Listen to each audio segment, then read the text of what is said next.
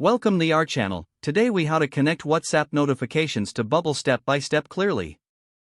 To connect WhatsApp notifications to Bubble, start by logging into your Bubble account. Create a new application or open an existing one where you want to integrate the notifications. Next, visit the Bubble plugin library by clicking on the plugin tab in the editor. Search for the API Connector plugin and install it. Once the plugin is installed, navigate to the API Connector settings. Click on Add another API to create a new API connection for WhatsApp. Label your API connection as WhatsApp Notifications. You'll need to provide the API endpoint for sending WhatsApp messages. Visit the official WhatsApp Business API documentation to find the appropriate endpoint.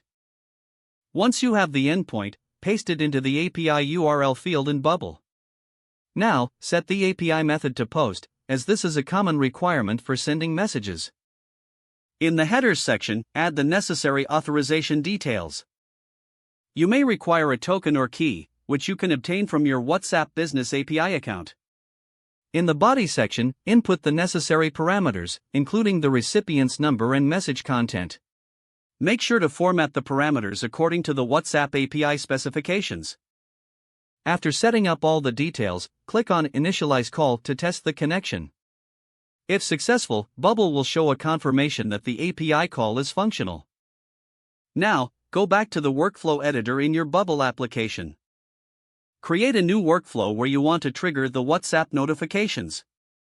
Select the action to call the API you just created.